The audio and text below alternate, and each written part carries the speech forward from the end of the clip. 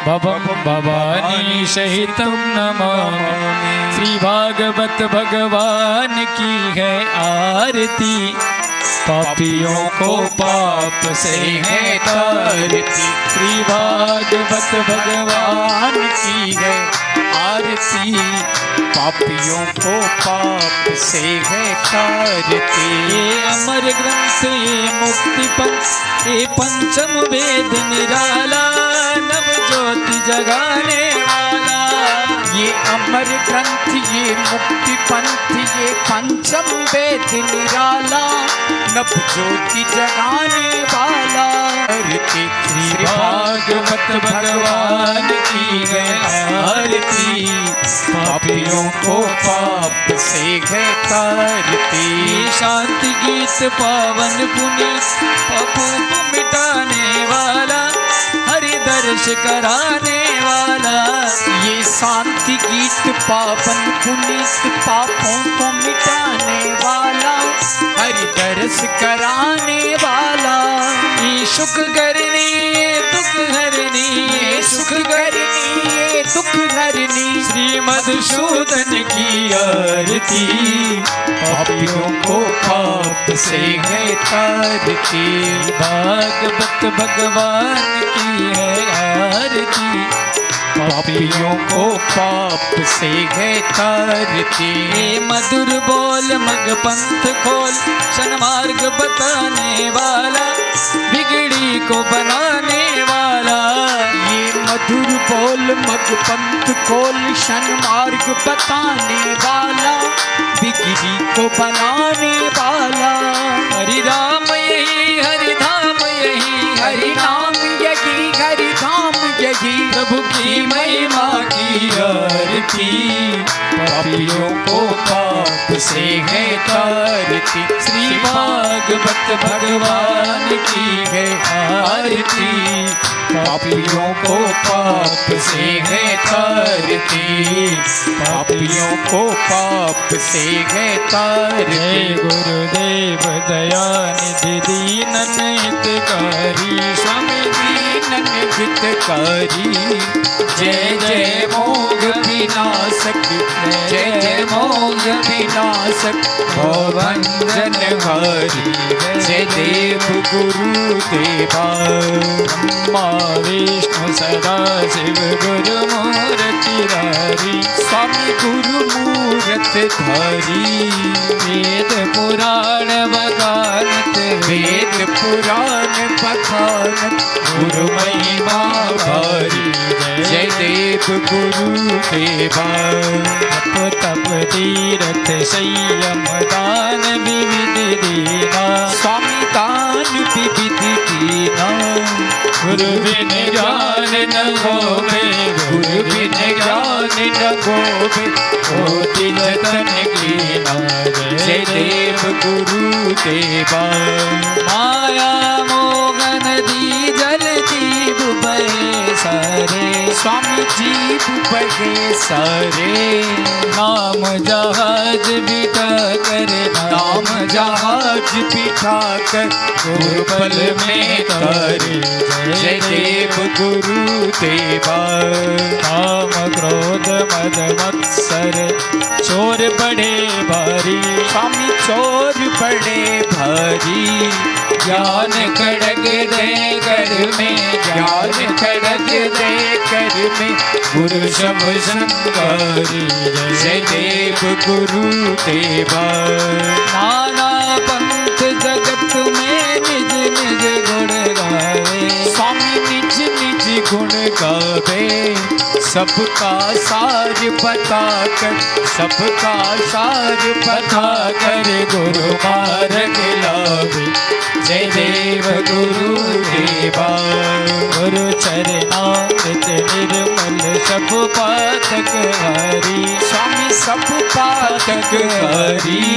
वचन सुनत कम नासे, वचन सुनत कम नासे, सब से करी जय देव गुरु देवा। तन मन धन सब अर्पण गुरु चरणन की जय। स्वामी गुरु चरणन की जय। ब्रह्मानंद दया कर सद्गुरुदेव दया कर अपनों कर लीजिए जय देव गुरु देवा।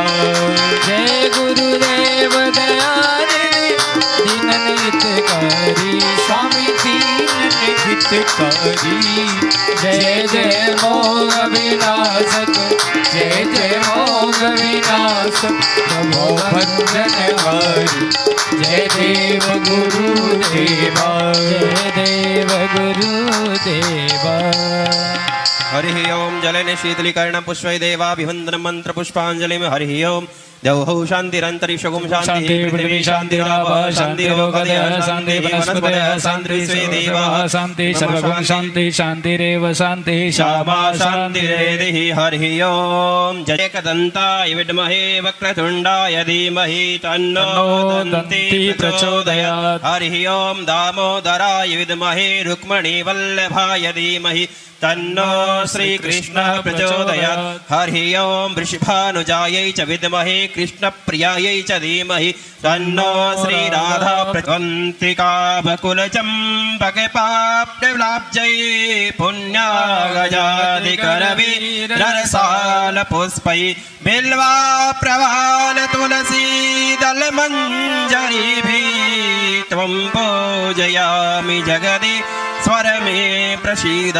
नाना सुगंधि पुष्पाणि ऋतुकालोद्भवानि च पुष्पाञ्जलिर्मया दत्तं गृहाण परमेश्वर। देवी हस्तगत मंत्र पुष्पांजलिं समर्पयामि। बोल श्रीमद्भागवत महापुराण की जय। श्री सीताराम जी भगवान की जय। श्री राधा गोविंद भगवान की जय। श्री हनुमान जी महाराज की जय। श्री सद्गुरुदेव भगवान की जय। जय जय सीताराम जय जय। शरण्यं प्रत्यार्तिहं प्रणतिपालि भवाब्धि पोतं वन्दे महापुरुष ते चरणारविन्दम्। वंशी विभूषित करा नवनीर धाबात पीतांबरा दरुण बिंब फलादरुष्टान। पूर्णेन्दु सुंदर मुखा दरविंद नेत्रा। कृष्णात् परं किमपि त्वमहं न जाने। नारायणं नमस्कृत्यं नरं चैव नरोत्तमं देवीं सरस्वतीं व्यासं ततो जयमुदीरयेत्। मनोजीवं मारुतितुल्यवेगं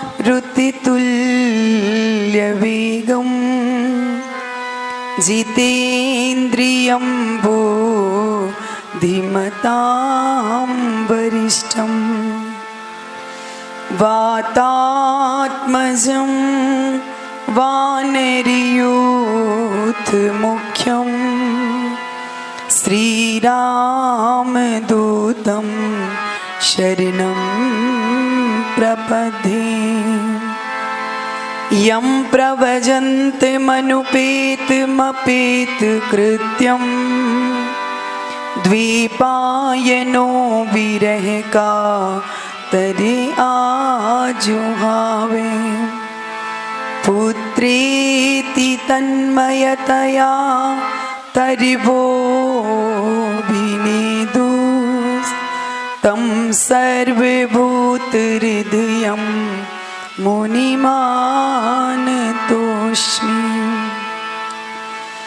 सीतानाथ समारंभां रामानन्दार्य मध्यमाम् अस्मदाचार्यपर्यन्तां वन्दे श्रीगुरु परम्पराम्।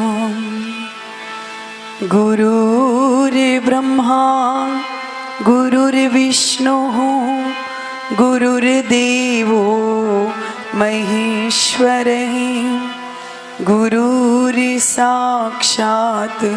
परब्रह्म तस्मै श्री गुरुवे नमः। जय जय श्री राधा रमन जय जय नवले किशोर जय गोपी चितचोर प्रभु जय जय माखन चोर। बोलिए भागवत भगवान की जय। श्री सीताराम जी महाराज की जय। श्री राधा गोविंद भगवान की जय। श्री नरसिंह भगवान की जय। श्री गौरीशंकर भगवान की जय। श्री हनुमंत लाल की जय। श्री जगत गुरु रामानंदाचार्य जी महाराज की जय। पूज्य श्री गंगादास जी महाराज की जय। श्री बाबा जी महाराज की जय। श्री खोजी पीठाधीश्वर भगवान की जय। श्री सतगुरुदेव भगवान की जय। श्री सीताराम जी महाराज की दिव्य महती अनुकंपा से विगत 6 दिन से हम लोग श्रीमद् भागवत कथा का श्रवण कर रहे हैं। आज सप्तम दिवस और श्रीमद् भागवत जी का विश्राम दिवस है। आइए प्रभु की मंगलमय कथा में हम लोग प्रवेश करें। उससे पूर्व कुछ क्षण भगवान नाम का आश्रय ले लें।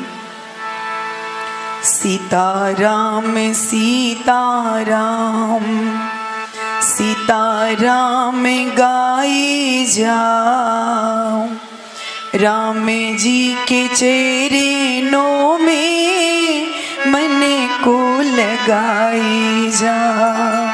सीताराम सीताराम सीताराम गाए जा राम जी के चरणों में मन को लगाए जा। सीताराम सीताराम सीताराम गाई जा राम जी के चरणों में मन को लगाई जा। सीताराम सीताराम सीताराम गाए जा राम जी के चरणों में मन को लगाए जा। मेरे राम जी के चरणों में मन को लगाई जा। मेरे राम जी के चरणों में मन को लगाए जा। सीताराम सीताराम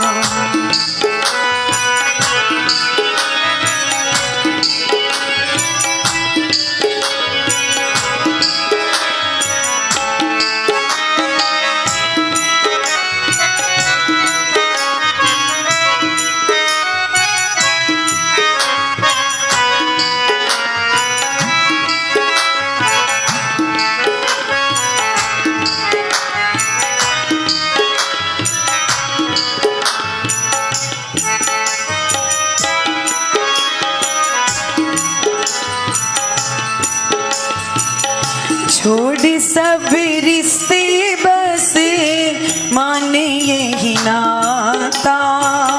छोड़ सब रिश्ते नाते मान एक नाता।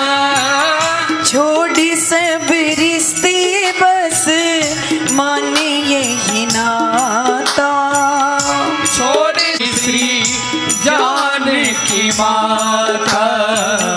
इसी भाव गंगा में डुबकी लगाए जा, राम जी के चरणों में मन को लगाए जा।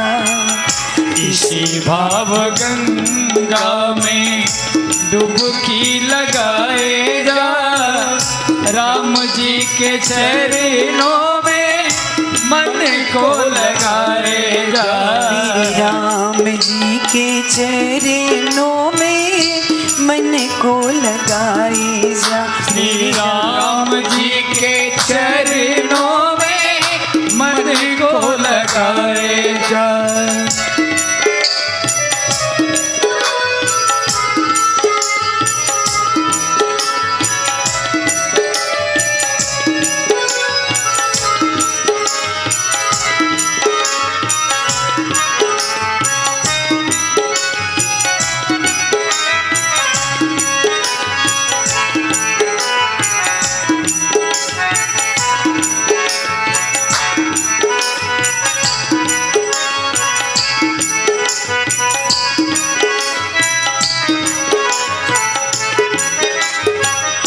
दुनिया भर में काहे भटकता, दुनिया भर में काहे भटकता, दुनिया भर में काहे भटकता, दुनिया भर में काहे भटकता।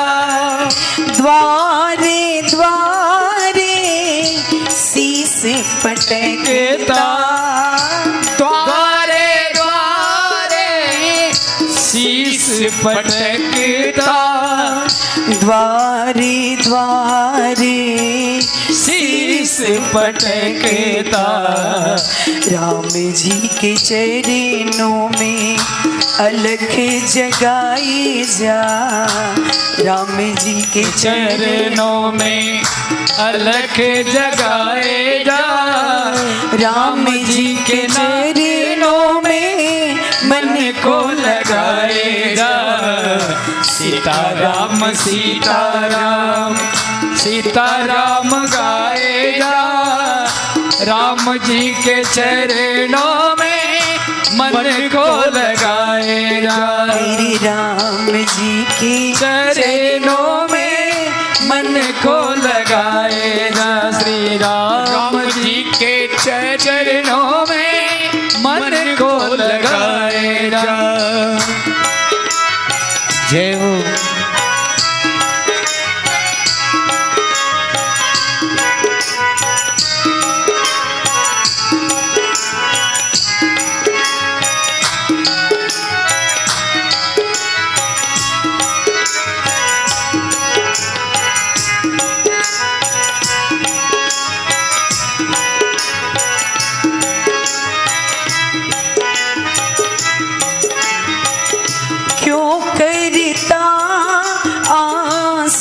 जन जन की, क्यों करता आशा जन जन की, क्यों करता आशा जन जन की, क्यों करता आशा जन जन की।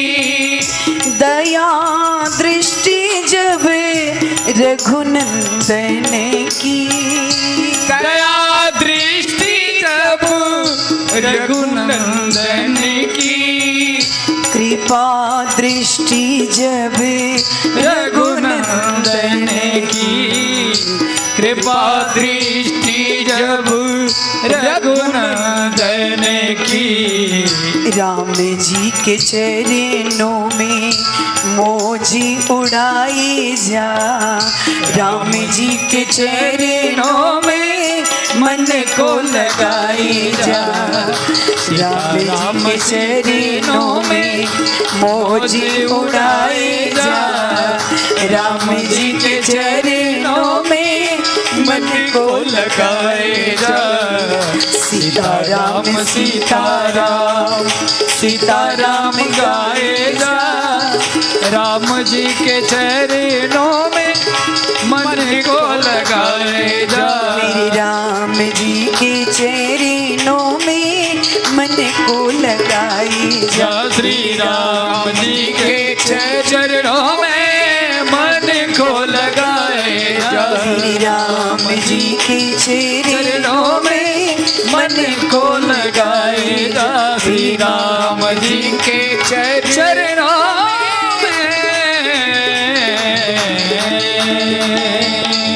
बोलिए रुक्मिणी रमण भगवान की जय। द्वारिकाधीश की जय। श्री सतगुरुदेव भगवान की जय। जय जय श्री राधे। जय जय श्री राधे। जय जय श्री राधे। श्याम परम मंगल में परात्पर अखिलेश्वर अकारण करुणा वरुणालय भक्ति वांछा कल्पतरु तड़िद्युत विनिंदक पीतांबरधारी श्री बालकृष्ण लाल की वांगमयी प्रतिस्वरूपा श्रीमद् भागवत महापुराण में पधारे हुए सभी संत महानुभाव विद्वज्जन संगीत में के मर्मज्ञ संगीत के बंधुजन भक्तिमती माताएं, कल हम सब लोगों ने बड़े धूमधाम से रुक्मिणी जी का विवाह श्री द्वारिकाधीश श्री कृष्ण के साथ में बड़े आनंद से मनाया। प्रभु का प्रथम विवाह भीष्मक महाराज की पुत्री रुक्मिणी के साथ में हुआ, क्योंकि रुक्मिणी साक्षात लक्ष्मी जी स्वरूपा हैं, लक्ष्मी हैं और लक्ष्मी केवल नारायण की ही है और हमेशा नारायण की ही रहेंगी। जो अपने आप को लक्ष्मीपति समझने की चेष्टा करते हैं उन्हें फिर जीवन में शिशुपाल की तरह रोना पड़ता है। लक्ष्मी को हम अपनी पुत्री मान सकते हैं, अपनी माँ मान सकते हैं, लेकिन है तो वो उस भगवान नारायण की।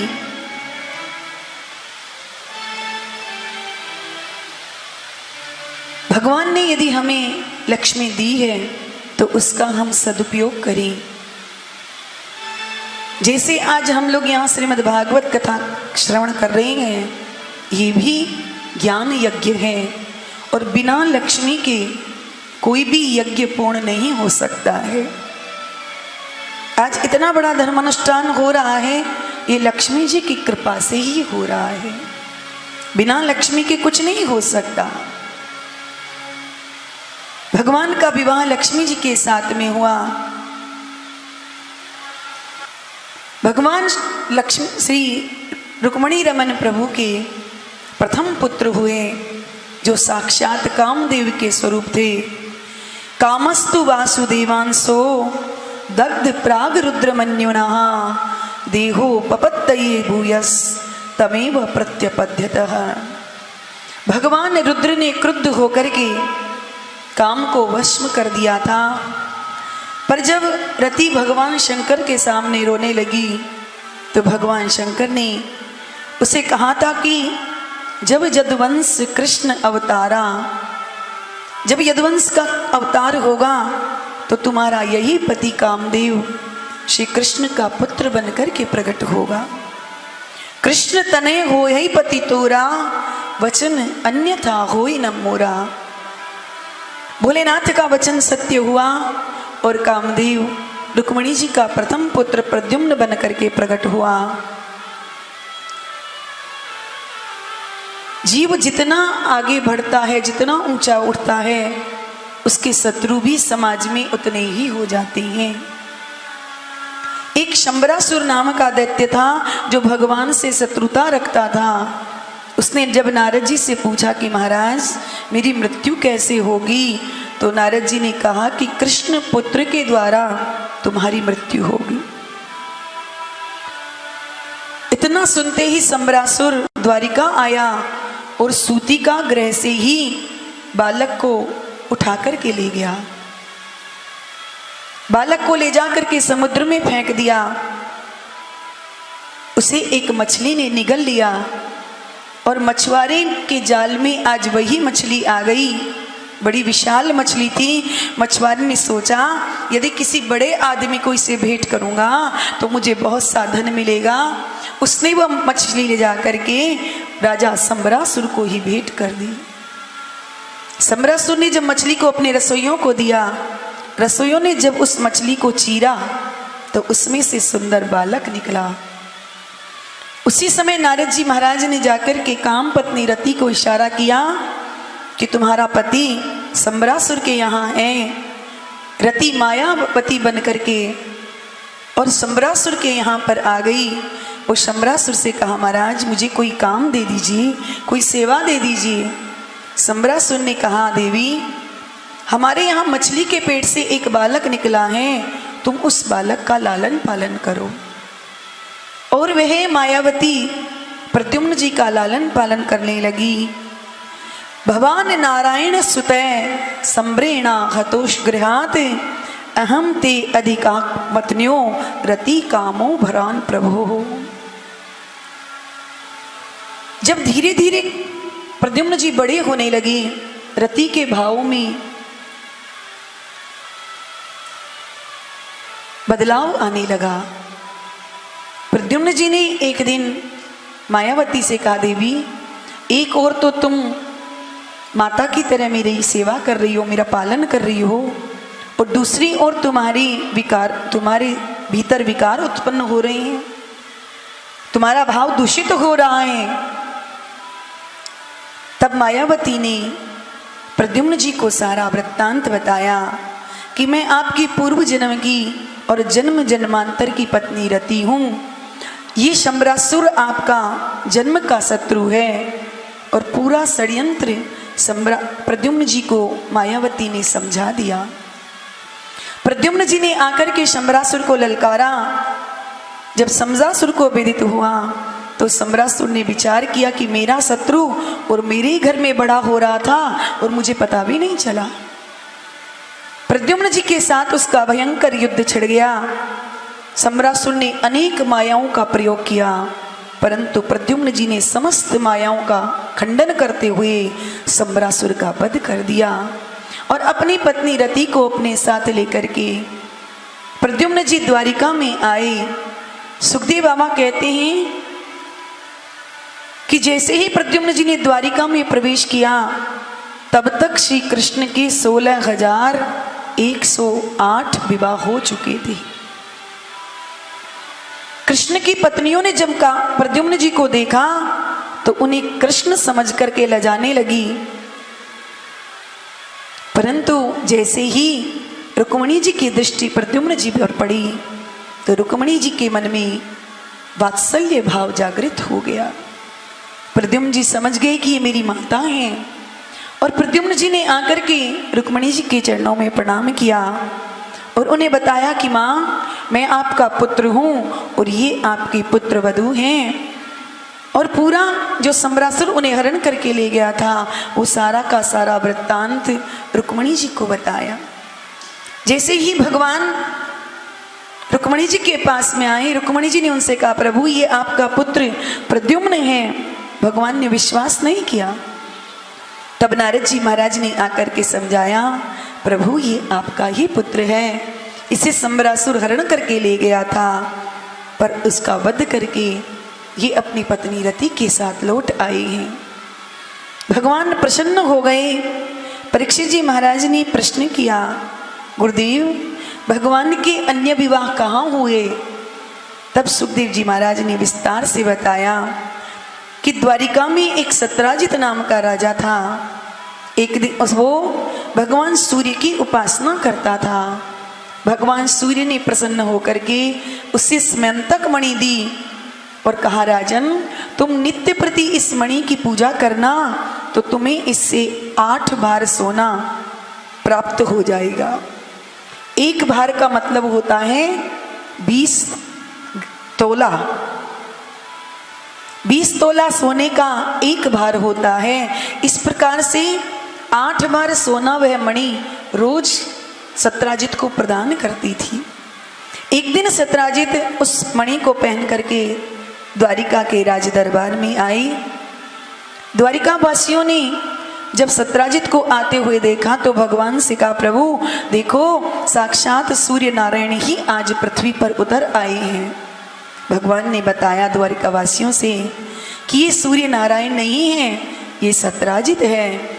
इसने भगवान सूर्य की उपासना की थी तो उन्होंने ये चमचमाती मणि इन्हें प्रदान की है, इसी से ये इतनी देदीप्यमान हो रही हैं। द्वारिका वासियों ने एक दिन सत्राजित से कहा, राजन तुम इस मणि का क्या करोगे? तुम घर में 2.5 आदमी हो, 3.5 आदमी हो, इस मणि का क्या करोगे? तुम इस मणि को हमारे खजाने में जमा करवा दो तो इससे राज्य कार्य चलेगा। लेकिन सत्राजित ने इनकार कर दिया और मणि लेकर के घर चले आए। दूसरे दिन उनका भाई प्रसेन जंगल में शिकार करने के लिए जा रहा था। सत्राजित से उसने मणि मांगी तो मणि सत्राजित ने अपने भाई को तो दे दी। भाई उस मणि को पहन करके जंगल में चला गया, पर रात्रि हो गई, लौट करके नहीं आया। तो सत्राजित के मन में ये विचार आया कि द्वारिकाधीश से कृष्ण ने मुझसे मणि मांगी थी और मैंने उसे मणि नहीं दी, तो उसने मेरे भाई को मरवा करके मणि छीन ली है। उसने ये बात अपनी पत्नी से कहा और कहा, देवी अभी मेरे पास कोई प्रमाण नहीं है, पर जब तक प्रमाण न मिल जाए तुम किसी से कहना मत। सत्राजित की पत्नी ने कहा, महाराज बिल्कुल नहीं कहूंगी, पर माताओं का स्वभाव है कि कोई उन्हें बात कह दे और कहने के बाद ये बात कह दे कि तुम किसी से कहना मत, तो वो जरूर कहती हैं, क्योंकि जब तक ना कह दें तब तक बेचारी बीमार रहती हैं। 2-4 दिन तो सत्राजित की पत्नी ने कुछ नहीं कहा, पर जब ज़्यादा बीमार हो गई तो पड़ोसिन के पास में गई और पड़ोसिन से जाकर के कहा कि बहन तुझे मालूम है कि द्वारिकाधीश श्री कृष्ण ने मेरे देवर को मरवा करके उससे मणि छीन ली है और उस मणि को लेकर के चला गया है, परंतु तुम ये बात किसी से मत कहना। पड़ोसिन ने कहा, बहन जैसे तूने नहीं कहा ऐसे मैं भी किसी से नहीं कहूंगी। और उसने अपनी सहेली से कह दिया। अब तो करने करने जपन जना, ये बात द्वारिकाधीश के कानों तक ही पहुंच गई। और द्वारिकाधीश को जब विदित हुआ, द्वारिकाधीश ने गर्गाचार्य जी महाराज से जाकर के पूछा, गुरुदेव मैंने मणि चुराई भी नहीं, प्रसीन को मारा भी नहीं, तो फिर ये मुझे मिथ्या कलंक क्यों लगा है? तो गर्गाचार्य जी महाराज ने कहा, द्वारिकाधीश आपने भादो के शुक्ल पक्ष के चतुर्थी के चंद्रमा को देख लिया था, इसीलिए आपको ये मिथ्या कलंक लगा है। इसलिए हमारे शास्त्र की परंपरा है कि जो भादो के चौथ का चंद्रमा आता है उसका किसी को दर्शन नहीं करना चाहिए, और गलती से यदि दर्शन हो जाए तो भगवान की इस कलंक वाली कथा को सुन ले तो दोष से मुक्त हो जाता है। भगवान कुछ द्वारिका वासियों को अपने साथ लेकर के गए जंगल में, पर प्रसेन वहां मरा पड़ा था, उसके पास मणि नहीं मिली। वहां सिंह के पैर के निशान थे। सिंह को खोजते खोजते प्रभु आगे बढ़े तो आगे शेर भी मरा पड़ा है, पर मणि उसके पास भी नहीं है। वहां भालू के पैर के निशान हैं। उन्हें खोजते खोजते भगवान जामवंत जी की गुफा तक पहुंच गए और द्वारिका वासियों से कहा, भैया तुम सब लोग 15 दिन तक यहाँ पर खड़े रहो, यदि मैं लौट कर के नहीं आऊं तो तुम लौट कर के द्वारिका चले जाना। और भगवान ने जामवंत जी की उस गुफा में प्रवेश किया। वहां जाकर के देखा तो पूरी गुफा मणि से दीप्यमान हो रही है और जामवंत जी की कन्या जामवती उस मणि से खेल रही है। जैसे ही जामवती ने भगवान द्वारिकाधीश को देखा कि जोर जोर से चिल्लाने लगी। जामवंत जी ने जब अपनी बेटी की आवाज सुनी रोने की तो दौड़ करके जाम्बन जी आए और भगवान को देखते ही जाम्बन जी ने एक मुक्के का प्रहार भगवान पर कर दिया। तो बदले में भगवान ने 2 मुष्टिक जड़ दी। अब तो आपस में मुक्काबाजी होने लगी और 27 दिन तक ये युद्ध चला। 28वें दिन जब भगवान ने जामवंत जी को उठा करके पटक दिया, जामवंत जी की नस नस ढीली पड़ गई है। जामवंत जी तुरंत भगवान के चरणों में गिर पड़े और कहते हैं, प्रभु मैं आपको पहचान गया, आप तो मेरी राघवेंद्र सरकार ही। पर प्रभु आपका आगमन यहाँ पर कैसे हुआ है? तो भगवान ने मणि चोरी की सारी बात जामवंत जी को बताई और कहा कि मैं इस मणि को लेने के लिए आया हूँ, आप ये मणि मुझे दे दें, क्योंकि इस मणि के कारण मुझे मिथ्या कलंक लगा है। जामवंत जी ने कहा, प्रभु मणि तो मैं आपको दे देता, परंतु मैंने इस मणि को अपनी बेटी को दान कर दिया है और पुत्री को दी हुई वस्तु पिता नहीं ले सकता। भगवान ने कहा, जामवंत जी चाहे जो हो, मणि तो आज हम लेकर के ही जाएंगे। तो जामवंत जी ने कहा, सरकार तो फिर उपाय एक ही है कि आप मेरी बेटी जाम्बवती से विवाह कर लें और दहेज में मुझसे ये मणि ले लें। भगवान ने कहा, जैसी आपकी इच्छा। और जंगल में ही मंगल हो गया। भगवान ने जाम्बवती जी के साथ में विवाह किया तो भगवान का दूसरा विवाह हुआ जाम्बवती जी के साथ में। मणि को लेकर के भगवान द्वारिका में आए और सत्राजित को बुला करके कहा, राजन जहाँ से मणि लेकर के आए हैं प्रमाण पत्र अपने साथ लेकर के आए हैं। सत्राजित बड़ा लज्जित हो गया। द्वारिका में जब ये खबर फैल गई तो कल जो द्वारिकावासी ये कह रहे थे कि कृष्ण बचपन का चोर है, जरूर उसने मणि चुरा ली होगी, वही द्वारिकावासी आज कहने लगे, अरे द्वारिकाधीश के यहाँ क्या कमी है जो वो मणि चुराएंगे। अब तो सत्राजित को गालियां देने लगे द्वारिका के लोग। सत्राजित भगवान द्वारिकाधीश के पास आया और कहने लगा, महाराज गाली खा खा कर ही मर जाऊंगा, आप मुझे बचाएं। भगवान ने कहा, तो इसमें हमारा क्या दोष है भाई, तुमने काम ही ऐसा किया है तो उसमें हम क्या करें। सत्राजित ने कहा, सरकार मैं बच सकता हूँ, आप उपाय एक है कि आप मेरी बेटी सत्यभामा से विवाह कर लें और दहेज में मुझसे मणि ले लें, तो मैं रिश्ते में आपका ससुर हो जाऊंगा, तो फिर मुझे कोई गाली नहीं देगा। भगवान ने कहा, जैसी आपकी इच्छा।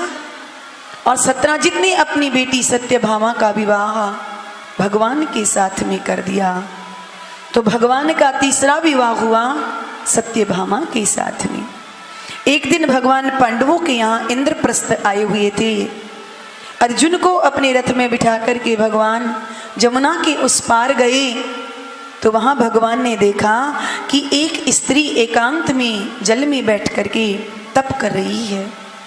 भगवान ने अर्जुन से कहा, अर्जुन जरा जाओ तो, ये जंगल में एकांत में कौन कन्या बैठ करके तप कर रही है।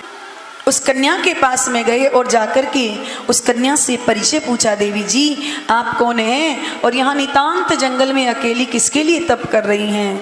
तो उसने अपना परिचय दिया कि अहम देवस्य दुहिता दुहिता पतिमिच्छति विष्णुं वरेण्यं वरदं तपः परमेमास्थितः। महाराज मैं सविता की दुहिता कालिंदी हूँ, मैं भगवान द्वारिकाधीश श्री कृष्ण को पति बनाने के लिए तप कर रही हूँ। जैसे ही अर्जुन ने सुना, अर्जुन दौड़ करके द्वारिकाधीश के पास आए और द्वारिकाधीश से आकर के कहा, सरकार आपकी तो बृहस्पति बहुत बढ़िया चल रही है। भगवान ने मुस्कुरा करके कहा, क्यों क्या बात हो गई, वो तो आपको ही पति बनाने के लिए तप कर रही है महाराज। भगवान ने कहा, तो कराओ परिचय।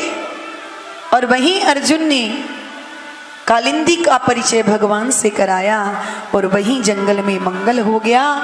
भगवान ने कालिंदी के साथ विवाह किया तो भगवान का चौथा विवाह हुआ कालिंदी के साथ में।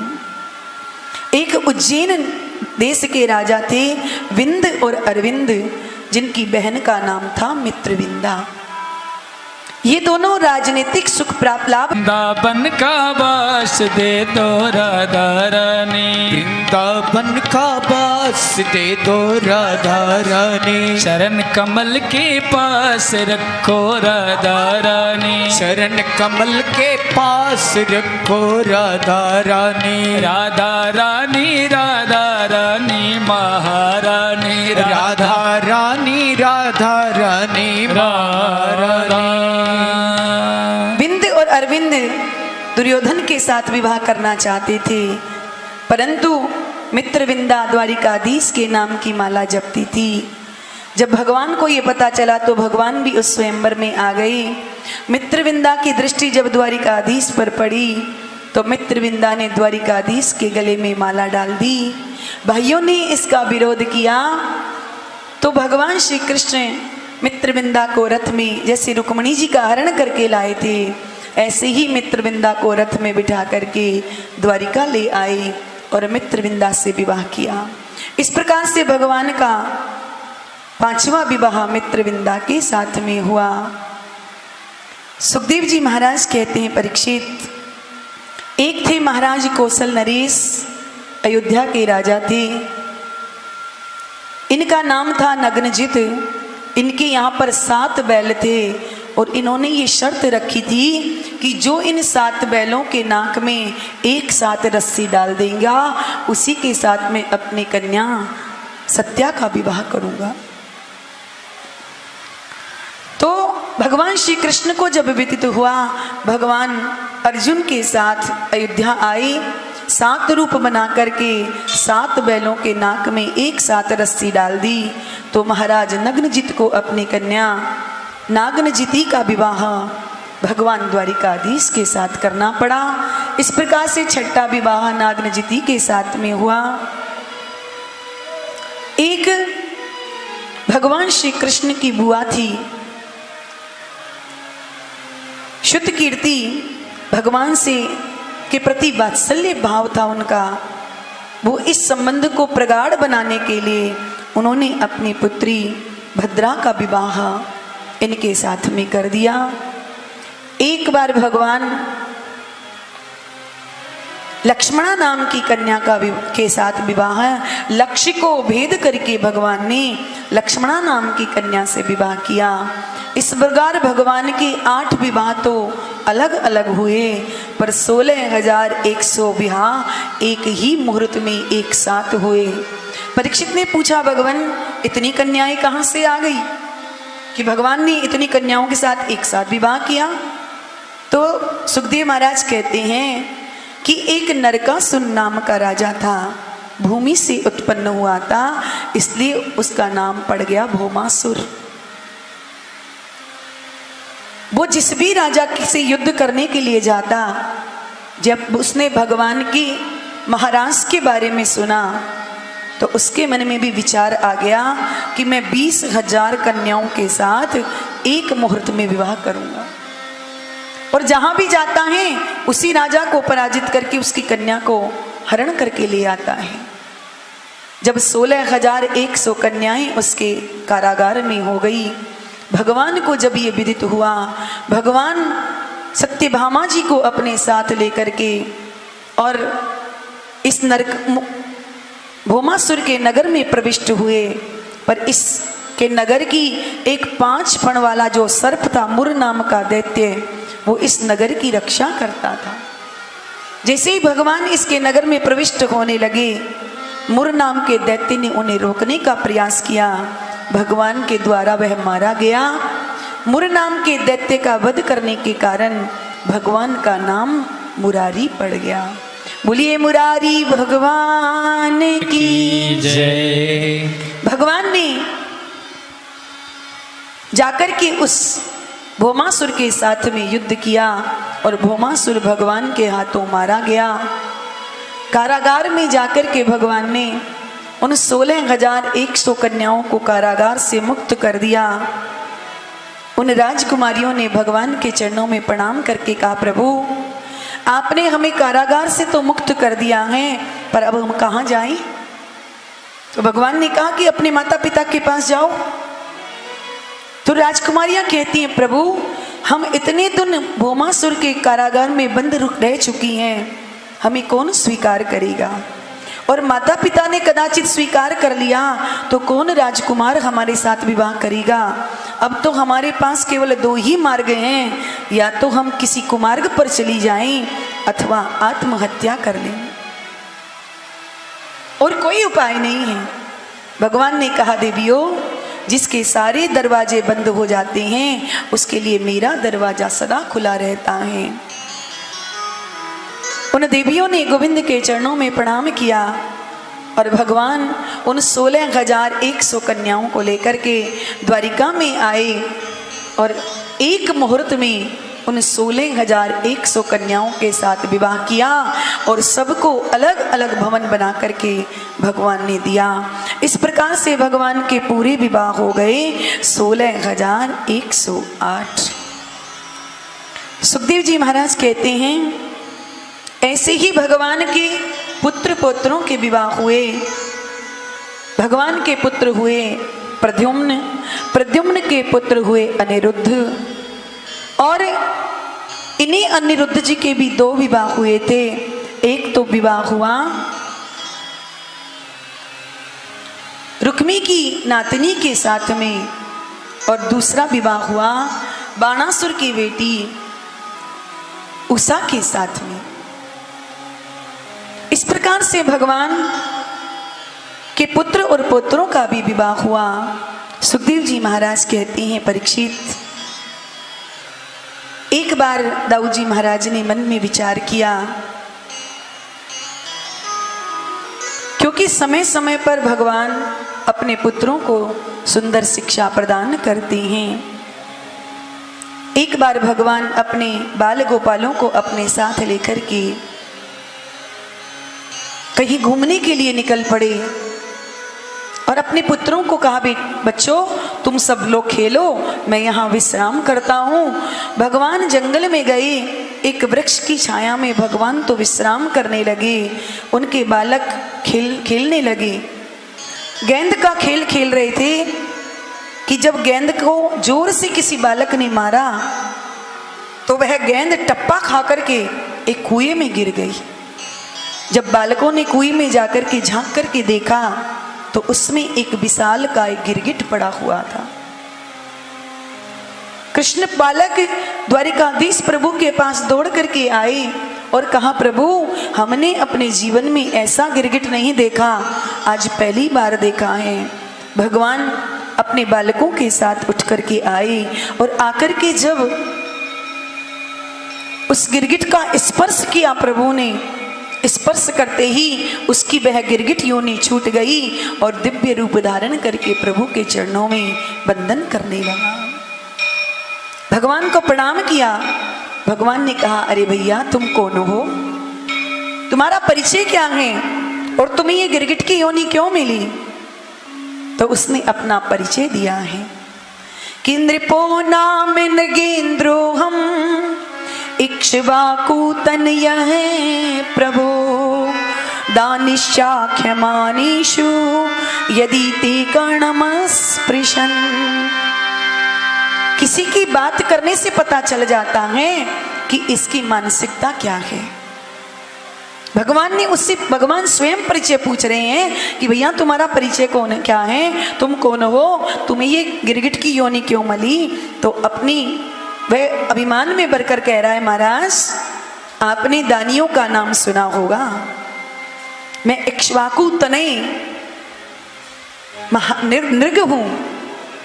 भगवान ने कहा, अच्छी बात है, पर तुम्हें ऐसा कौन सा पाप कर दिया कि तुम्हें ये गिरगिट की योनि मिली? तो उसने कहा, महाराज मैंने कोई पाप नहीं किया, मैंने तो इतना दान किया है कि शायद कोई आकाश के तारों को गिन ले, शायद आकाश से गिरने वाली वर्षा की बूंदों को कोई गिन ले, पर मैंने जितना उनसे भी अधिक दान किया है, मेरे दान की कोई गणना नहीं कर सकता। भगवान ने पूछा, तो ऐसा क्या दान किया था भैया तूने? उसने कहा, महाराज मैंने गायों का दान किया था। भगवान ने कहा, जरूर बूढ़ी ठेरी गायों का दान किया होगा। या पाप की कमाई से गायों को दान किया होगा? नृग ने कहा नहीं नहीं भगवान, मैंने एकदम कपिला हेम श्रृंगी ऐसी गायों का दान किया है, सोने से सींग मड़ा करके, चांदी से खुर मड़ा करके, और एकदम पिंगला गाय का मैंने दान किया है। भगवान ने कहा तो फिर ये योनि क्यों मिली तुझे? तो राजा नृग ने कहा भगवान मुझसे एक गलती हो गई, एक ब्राह्मण की गाय आकर के मेरी गायों में मिल गई और मैंने उसी गाय को किसी दूसरे ब्राह्मण को दान कर दिया। वो ब्राह्मण उस गाय को लेकर के जा रहा था और जिसकी गाय थी वो गाय को खोजने के लिए आ रहा था। जब बीच मार्ग पर दोनों मिले तो जिसकी गाय थी वो अपनी गाय को पहचान गया और उसने कहा कि ये गाय मेरी है। तो जो ब्राह्मण गाय लेके जा रहा था उसने कहा नहीं नहीं ये गाय मेरी है, मुझे अभी अभी महाराज ने दान की है। और दोनों का झगड़ा इतना बढ़ गया कि दोनों उसका निर्णय कराने के लिए मेरे पास में आए, पर महाराज में कोई निर्णय नहीं कर पाया। जिसकी गाय थी मैंने उससे कहा ब्राह्मण देवता आप इस गाय के बदले में दूसरी गाय ले लो, पर उसने कहा कि देखो मैं किसी से दान नहीं लेता, मुझे तो मेरी ही गाय चाहिए। तो जिसको मैंने दान दिया था मैंने उससे कहा ब्राह्मण देवता आप इसको ये गाय दान कर दीजिए, मैं आपको दूसरी गाय दे देता हूँ। तो वो ब्राह्मण कहता है कि मैंने तो अभी अभी दान ली है और दान की हुई वस्तु मैं वापस नहीं देता। और दोनों ही उस गाय को छोड़ करके वहाँ से चले गए। मैं कोई निर्णय नहीं कर पाया, मेरी मृत्यु हो गई। जब मैं धर्मराज के पास पहुँचा तो धर्मराज ने कहा राजन तुम्हारे पुण्य तो बहुत हैं पर तुम्हारा पाप थोड़ा सा है, अब तुम ही बताओ कि तुम पुण्य भोगना चाहते हो अथवा पाप पहले भोगना चाहते हो। मैंने कहा महाराज पुण्य थोड़ा है तो आप पहले मुझे, पाप थोड़ा है तो पहले पाप ही भुगता दीजिए। और पाप का परिणाम ये हुआ कि मैं गिरगिट होकर के कुएं में गिर गया, पर जब पुण्यों का उदय हुआ तो आपका स्पर्श पाते ही मैं दिव्य रूप धारण करके आपके सामने प्रकट हूँ, मुझे आशीर्वाद दीजिए। भगवान ने उसे पराभक्ति का आशीर्वाद दिया और वह प्रणाम करके भगवत धाम को चला गया। भगवान ने अपने बच्चों को बुला करके उन्हें समझाया देखो बच्चों, गलती से एक ब्राह्मण की गाय उसकी गायों में आकर के मिल गई तो राजा को गिरगिट बनना पड़ा, कष्ट उठाना पड़ा। इसलिए जीवन में भूल कर भी किसी संत या ब्राह्मण का धन लेने की इच्छा मत रखना, क्योंकि विष को तो जो खाता है वही मरता है, पर ब्राह्मण के धन को हरण करने वाला कुल सहित समाप्त हो जाता है और 60,000 वर्षों तक विष्ठा का कीड़ा बनता है। इसलिए जीवन में भूलकर कभी संत और ब्राह्मण का अपराध मत कर देना। ऐसे समय समय पर भगवान अपने बालकों को सुंदर शिक्षा प्रदान करती हैं। एक दिन दाऊजी महाराज भगवान श्री कृष्ण के पास में आए और आकर के कहने लगे अरे कन्हैया तू इतना बड़ा राजा बन गया पर वृंदावन कभी जाने का विचार नहीं बनाता। तूने ब्रजवासियों से कहा था कि मैं परसों आ जाऊंगा, पर भैया वर्षों बीत गए, न तो तू गया न कभी ब्रजवासियों से मिला। इस बार हम गर्मी की छुट्टी मनाने के लिए 2 महीने के लिए वृंदावन चलेंगे। श्री कृष्ण ने कहा दाऊ भैया यदि आपको वृंदावन की याद आ रही है तो आप वृंदावन जाइए, मुझे तो नहीं जाना। दाऊ जी ने कहा ठीक है कन्हैया तेरी इच्छा नहीं है तो तू मत जा, मैं तो इस बार 2 महीने की छुट्टी मनाने के लिए 2 मासों तत्र चावासीत मधु माधव में वचे चैत्र और वैशाख इन 2 महीनों की छुट्टी मनाने के लिए वृंदावन जा रहा हूँ। और इतना कहकर के दाऊ जी महाराज श्री धाम वृंदावन चले आए। जब ब्रजवासियों को पता चला कि दाऊ जी महाराज आ रहे हैं, ब्रजवासियों ने बहुत सुंदर दाऊ जी का स्वागत किया है। एक दिन दाऊ जी महाराज अपने सखाओं के साथ क्रीड़ा करने के लिए जंगल में चले गए। गर्मी का समय था, भयंकर धूप पड़ रही थी। दाऊ जी के मित्रों ने कहा दाऊ जी गर्मी बहुत लग रही है, चलो जमुना स्नान करके आए। तो दाऊ जी ने कहा कि जमुना जी यहाँ से बहुत दूर हैं, एक काम करते हैं कि हम जमुना को यहीं बुला लेते हैं। और दाऊ जी महाराज ने जमुना जी का आह्वान किया, परंतु जमुना जी दाऊ जी के बुलाने पर भी नहीं आई। तो दाऊ जी को क्रोध आ गया और दाऊ जी बुरी तरह से जमुना जी को फटकारने लगे कि पापे तुम मदासना है, तू मेरी अरे पापनी, तू मेरी अवज्ञा का उल्लंघन कर रही है। मैं तुम्हें कह रहा हूं कि तुम यहाँ पर आओ, तुम आ नहीं रही हो। अभी मैं तुम्हारा अस्तित्व ही समाप्त कर देता हूँ।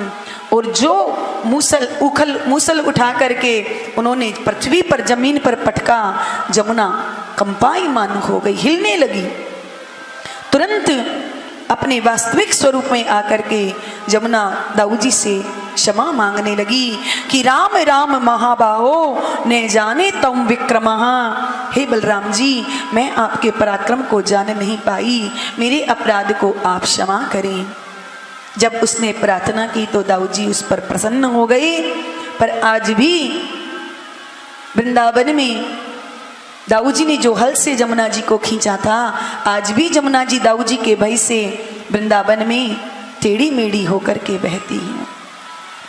परंतु सुखदेव बाबा कहते हैं, परीक्षित, जब तक दाऊ जी महाराज द्वारिका में रहे, किसी का साहस नहीं हुआ द्वारिका की ओर आंख उठा करके देखने का, क्योंकि बलराम जी से सभी डरते थे। पर जैसे ही पता चला कि दाऊ जी 2 महीने की छुट्टी मनाने के लिए वृंदावन चले गए हैं, तो एक उसीनर नरेश पुंडरक नाम का राजा अपने आप को भगवान सिद्ध कर रहा था और उसका मित्र था काशी नरेश। वो उसकी बुद्धि को और बिगाड़ने लगा कि देख भाई, तू भगवान बन जा, 2 हाथ तो तेरे हैं ही, 2 लकड़ी के लगा ले। एक लकड़ी का गरुड़ बना लिया और बिजली से बटन फिट कर दिया उसमें। अब बटन दबाता है तो गरुड़ आकाश में उड़ने लगता है, बटन दबाता है तो सुदर्शन चक्र नाचने लगता है। और कस्तूरी घिस करके अपने पूरे शरीर पर लगा लिया तो श्याम वर्ण का हो गया। अब तो काशी नरेश उसकी जय जयकार करने लगा, उसको पुजवाने लगा। पर एक बात विचारनी है कि भगवान इस धराधाम पर हैं, तब लोग अपने आप को भगवान सिद्ध कर रहे हैं, पुजा रहे हैं। तो आज के समय में यदि 2-4 भगवान बन जाएं तो इसमें आश्चर्य की क्या बात है। काशी नरेश ने कहा, भैया अब तो तुम्हारी जय जयकार होने लगी है, बस अब तुम एक काम करो कि द्वारिकाधीश श्री कृष्ण बहुत डरपोक है, तुम एक धमकी भरा पत्र लिख दो, तो पत्र पढ़ते ही द्वारिका छोड़ करके भाग जाएगा। फिर तो सारी दुनिया तुम्हारी पूजा करेगी और जो छड़ावा आएगा उसमें से हम दोनों 50-50 कर लेंगे। और काशी नरेश की बातों में आकर के पुंडरक ने एक पत्र दूत के साथ द्वारिका भेज दिया। जब दूत सभा में आया, उद्धव जी ने पत्र पढ़ा, उद्धव जी जोर जोर से हंसने लगे। द्वारिकाधीश प्रभु ने कहा, अरे उद्धव, आज ऐसा क्या मिल गया जो इतना ठहाका लगा करके हंस रहे हो। तो उद्धव जी ने कहा, महाराज आप नकली हैं, असली भगवान ने पत्र भेजा है कि द्वारिका छोड़ करके भाग जाओ, नहीं तो अच्छा नहीं होगा। भगवान भी सुन करके मुस्कुराने लगे और दूत से कहा, भैया दूत, अपने महाराज से जाकर के कहना कि उन्हें यहाँ आकर के कष्ट उठाने की आवश्यकता नहीं, कल हम स्वयं उनसे मिलने के लिए वहीं पर आ रहे हैं। दूत ने आकर के पुंडरक को जब सूचना दी, पुंडरक घबरा गया। अरे काशी नरेश, तू तो कह रहा था कि पत्र पढ़ते ही भाग जाएगा, वो तो कल यहीं पर आ रहा है। काशी नरेश ने कहा, भैया भगवान बने हो तो थोड़ी बहुत रिस्क तो उठानी पड़ेगी, और फिर मैं भी तो तुम्हारे साथ हूं। और दूसरे दिन भगवान उद्धव को अपने साथ रथ में बिठा करके पुंडरक के यहाँ पर आए। जैसे ही भगवान को पुंडरक ने देखा, घबरा गया।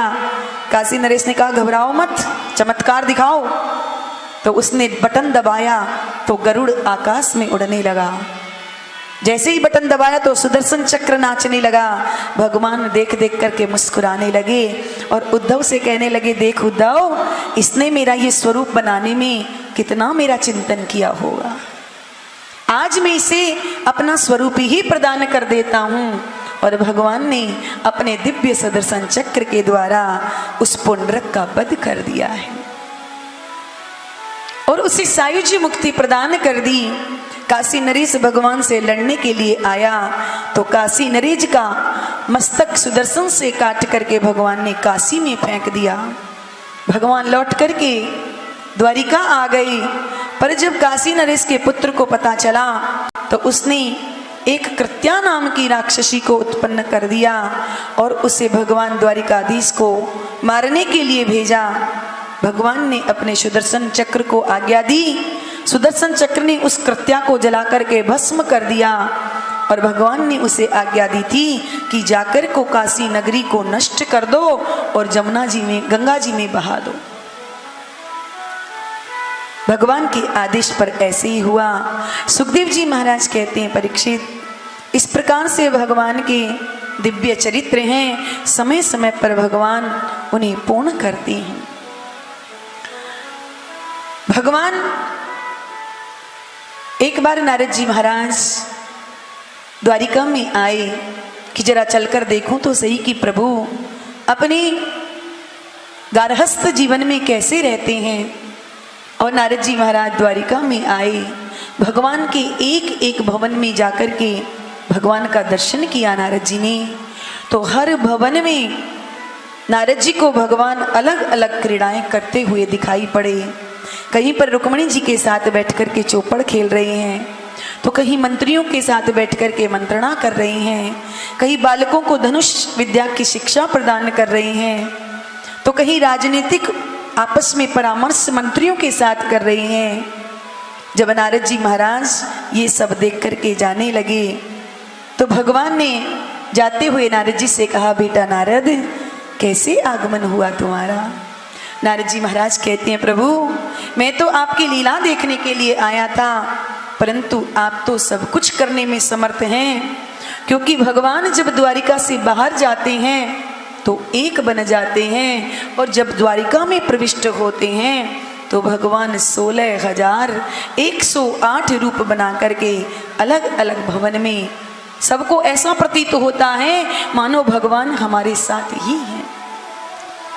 इस प्रकार से भगवान की अद्भुत दिनचर्या का दर्शन करके नारद जी वहां से लौट गए। आज भगवान सुधर्मा सभा में बैठे हुए थे कि उसी समय एक दूत मगध से आया, क्योंकि मगध का राजा है जरासंध। उसने 20,800 राजाओं को बंदी बना रखा था। उन राजाओं ने दूत को भेजा। दूत ने आकर के भगवान श्री कृष्ण को पत्र दिया और कहा, महाराज मुझे उन बंदी राजाओं ने भेजा है कि आप आकर के उनका उद्धार करें। भगवान ने कहा कि भैया तुम जाकर के उनसे कहना कि मैं अति शीघ्र आकर के उन्हें उस बंधन से मुक्त करूंगा। दूत वहां से लौट करके चला गया। नारद जी महाराज ने आकर के भगवान को सूचना दी कि प्रभु पांडव राजसूय यज्ञ करना चाहते हैं और आपको अपने पूरे परिकर के साथ उन्होंने निमंत्रण किया है। भगवान जब यज्ञ की तिथि समीप में आई, भगवान अपने पूरे परिकर के साथ इंद्रप्रस्थ आए। पांडवों ने भगवान का बड़ा सुंदर भव्य स्वागत किया। पर भगवान ने जब युधिष्ठिर जी से पूछा कि राजन, सब राजन तुम्हारे अधीनस्थ हैं क्या? तो युधिष्ठिर जी महाराज ने कहा कि प्रभु और तो सब अधीन हैं, परंतु मगध का जो राजा जरासंध है उसे हम जीत नहीं पाए हैं। भगवान ने कहा तो कोई बात नहीं। और भीम अर्जुन को अपने साथ लेकर के भगवान ब्राह्मण का वेश बना करके और जरासंध के द्वार पर पहुंच गए। जैसे ही जरासंध ने इन तीनों को ब्राह्मण वेश में देखा तो कहा, ब्राह्मण देवता मैं आपकी क्या सेवा कर सकता हूं? तो भगवान ने कहा, देखो राजन, तुम हमें वचन दो कि हम तुमसे जो मांगेंगे तुम उसे पूरा करोगे। उसने कहा ठीक है महाराज, आप कहिए मैं आपकी क्या सेवा करूं। तो भगवान ने कहा कि हम तीनों में से किसी एक के साथ तुम द्वंद्व युद्ध करो। जरासंध ने कहा महाराज ब्राह्मण होकर के और आप युद्ध की बात कर रहे हैं। ब्राह्मण तो संतोषी होते हैं, ब्राह्मण कभी किसी से लड़ाई झगड़ा नहीं करते, और आप लड़ाई की बात कर रहे हैं, इसका मतलब आप ब्राह्मण नहीं हैं। और यदि ब्राह्मण हैं तो फिर आप अपना परिचय दीजिए कि आप कौन हैं। जब तक आप परिचय नहीं देंगे तब तक मैं आपसे युद्ध नहीं कर सकता।